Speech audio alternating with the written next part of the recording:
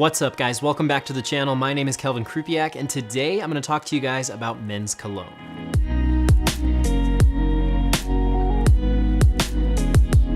All right guys, so today, like I said, we're gonna talk about men's cologne, and this isn't a subject that we've covered here on this channel just yet. I do have a lot to cover on the subject of men's cologne, but I think where we'll start is how you can go about testing and searching for what could eventually become your signature scent. So one thing you can do when you're looking for a cost-effective way to test different colognes is you can order a sample size of the individual colognes you want to test out. And this is something I realized a lot of guys didn't know they could do. So for example, Creed Aventus, which is a very popular cologne, retails for anywhere from $300 upwards, depending on the bottle that you buy. And what you could do before you commit to making a substantial purchase like that is you could pay $14 for a sample and you could order it directly off Amazon. Now, aside from ordering samples, you can also use a service like Scentbird. Now, I am not sponsored by Scentbird in any way, shape, or form, so any opinions that I have on the service are 100% my own. They did, however, reach out to me a few months back and ask if they could be a part of a future video of mine, and I told them that was totally fine because I was planning on covering cost-effective ways to test different colognes, and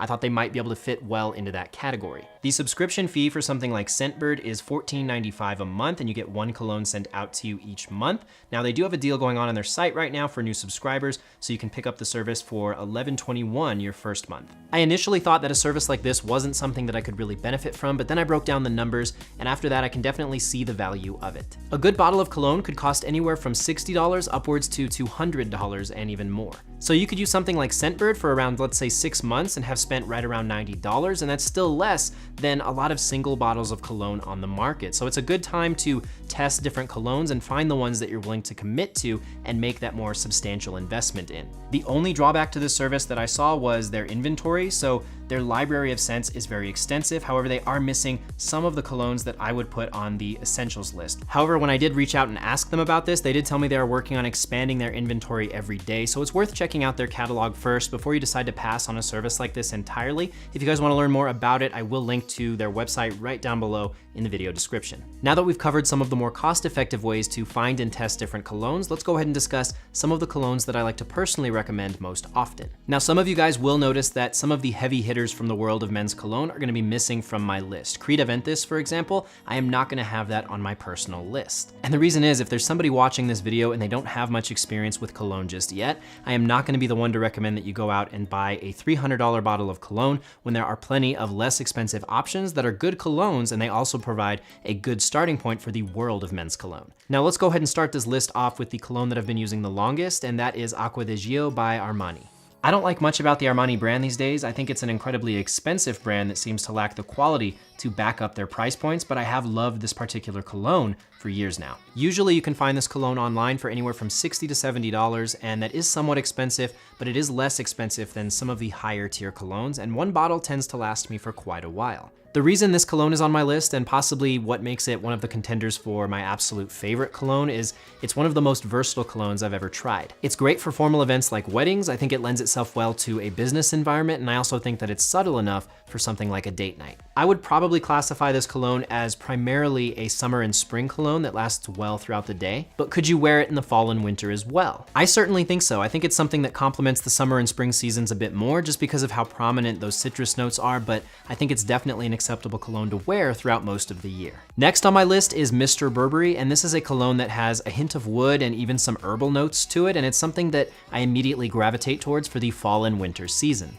This cologne smells fantastic, and that's the whole reason it made my list. The one thing to be aware of, though, in terms of downsides with this cologne is it doesn't last as long as everything else that I've put on this list. It still managed to make my list because it has a very appealing scent profile, but in terms of how long it lasts, I would say 4 hours, maybe 5 hours max, which means it's not even gonna get you through an entire workday. It might last through the entirety of your evening, depending on how long you're gonna be out, but it is just something to be aware of. If you wanna wear it for an extended period of time, you are gonna have to reapply it. Number 3 on my list, we have Eros by Versace, and this is a cologne that is much less versatile than the other colognes on this list. It's also a much sweeter scent than every other cologne on this list. For me, I definitely find the light notes of apple, and some people have even said that they find notes of mint mixed in there as well. Now, even though I wouldn't say this cologne is as versatile as Aqua or even Mr. Burberry, I would say that this cologne lasts much, much longer than both of them. So if I apply it early in the evening, I'm very confident it's gonna last for my whole night, which is very good because to me, This is a night out cologne. It's a very good cologne for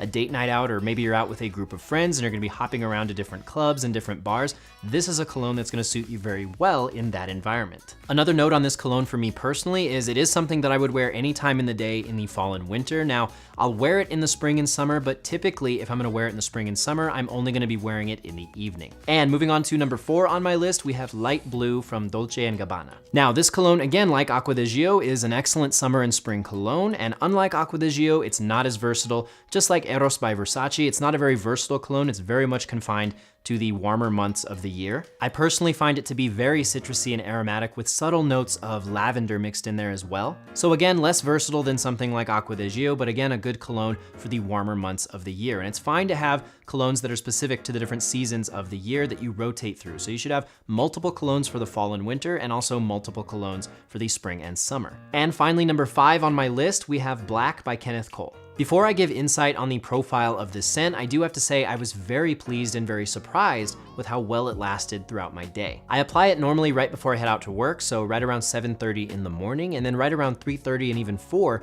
it still has a very prominent presence on my wrists and my neck. In terms of its performance lasting throughout the day, I would put it on par with the Eros by Versace cologne. I would give the edge to the Versace cologne, but not by much. I was very surprised to see how well a cologne at this price point performed. In regards to the scent itself, I would say that it has a very good balance and blend of wood and citrus. Finally, I would classify this as an excellent fall and winter cologne. I do like to wear it in the spring and summer, only in the evenings. I don't like to wear it during the day in the warmer months, but that's just personal preference. Remember that with each cologne you try, you are allowed to choose personally how you want to wear it and when you want to wear it. And there you have it, guys. There's a couple different ways you can cost effectively pick up and try different colognes, as well as a list of some of my personal favorite recommendations. I hope you guys found this video helpful. If you did, hit that thumbs up right down below. And if you are new here, consider subscribing to the channel. Links to everything I mentioned in this video will be found right down below in the video description if you want to check them out. And a word of caution, if you do decide to pick up any of these colognes from Amazon, make sure you read the reviews and verify that this is a credible retailer you're picking it up from, because some retailers on Amazon